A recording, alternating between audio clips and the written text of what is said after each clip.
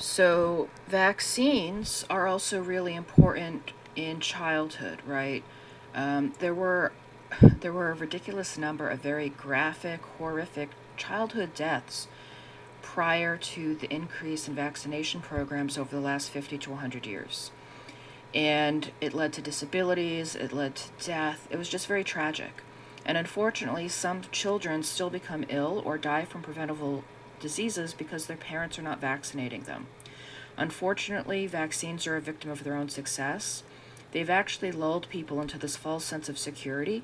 They really believe that the vaccine is worse than the disease that it protects against. Now, it's important to realize that the benefit of vaccines greatly outweighs the risk. If you're a child with measles, you have a 1 in 2,000 chance of getting serious brain inflammation that can kill you, versus a 1 in 1 million chance from the vaccine.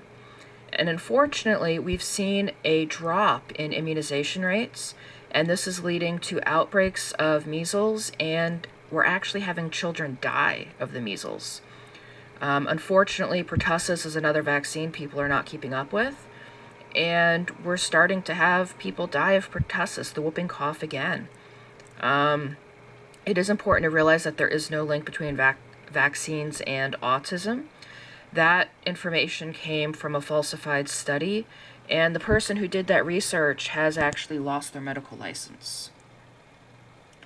Now, in terms of current progress with immunizations, there are continuing advancements with vaccines.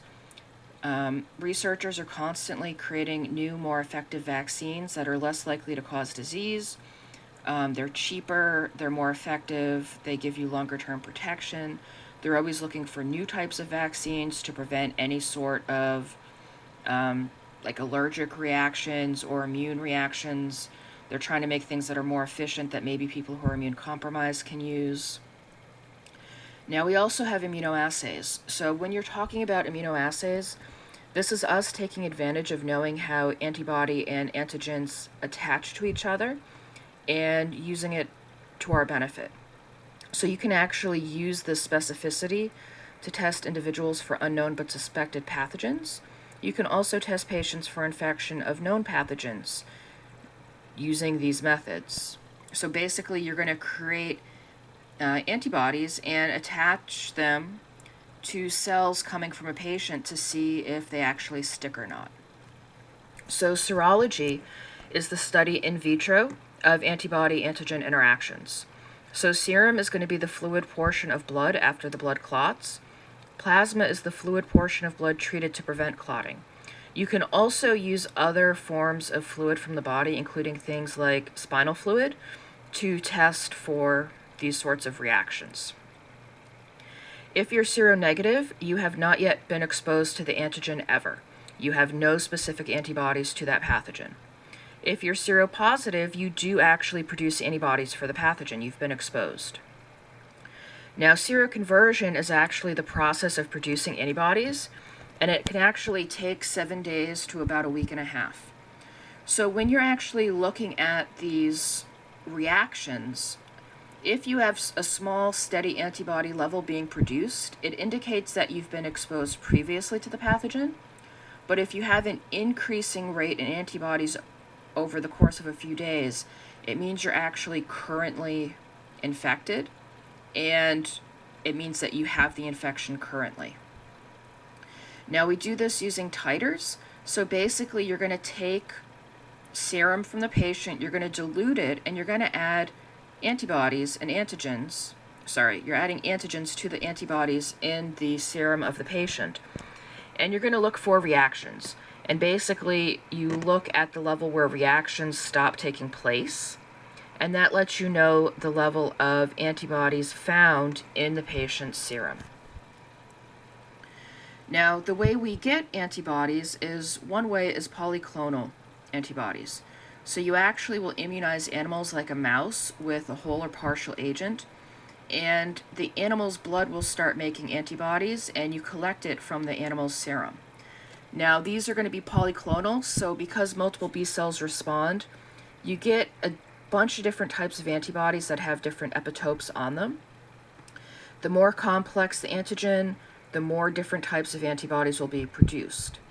The downside to this method is that you create antibodies that will bind to antigens of closely related species like Shigella and E. coli. Anti-human IgG antibodies are produced by animals immunized with IgG from human serum, and we can actually produce these commercially. Now, monoclonal antibodies only recognize a single epitope. These are expensive and they're more difficult to produce.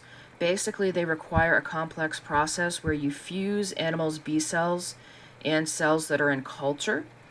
That way you're creating cells that only have antibodies to a single epitope. You can also humanize this then by replacing most of the antibody with human equivalents using recombinant DNA. By using the recombinant DNA, it makes it so that the human immune system is less likely to go after the antibodies, and this form of antibody is produced to treat certain cancers. So creating monoclonal antibodies, it's more complex and it's more expensive, but you create antibodies that are more specific, they target specific epitopes, and you can humanize them more easily. Now, we have lots of different forms of immunoassays. A lot of them use labeled antibodies, so they can use things like enzymes, fluorescent dye, or radioactive isotopes. You can also have immunoassays that involve antigen-antibody aggregates. So you can have antibodies that are labeled with something or that do a reaction that's visible for the test, or you make it so that when the antibody and the antigen attach, it actually creates a precipitate that comes out in solution that is visible. Doing the precipitate is cheaper and less expensive. Less expensive is cheaper. It's easier to do. It's a really simple process. The problem is it's not as sensitive. So you can have direct tests or indirect tests. Direct tests will identify unknown antigens or bacteria. Here, the antigen will attach to a solid surface. You add labeled antibodies, you wash it, and if there's binding, okay, cool, it's there. With indirect tests, you will detect antibodies in a patient's serum. If you have the serum added, you add it to a known antigen that's on a surface. If the antibodies get washed off, then okay, it didn't work, it's not there. But if the antibodies stay bound to the antigen, okay, that's what you're looking for. So direct tests help you identify unknown antigens. Indirect tests, you're actually testing for specific antibodies being produced in the patient's serum. So we can have fluorescent antibody tests. So basically here, you're going to use antibodies that have a fluorescent tag that get bound to antigens that are fixed on a microscope slide. You wash it. If it sticks, it indicates that there was a reaction. The antibody recognized the antigen, and that's what's going to cause it to glow under the microscope. With ELISA tests, a lot of times you're actually going to have the antibody attached to an enzyme that does a reaction that is measurable. So it gives off bubbles. It's doing some sort of process that you can measure to know that something happened. So with direct ELISA, the antigen gets captured by antibodies attached to a surface, and it creates a change. This is actually how you have things like home pregnancy tests. When the antigen is attached to the antibody to look for hormones indicating pregnancy, it causes a chemical reaction which makes that blue stripe appear. With indirect ELISA, this tests antibodies in human serum. This is how we screen for HIV.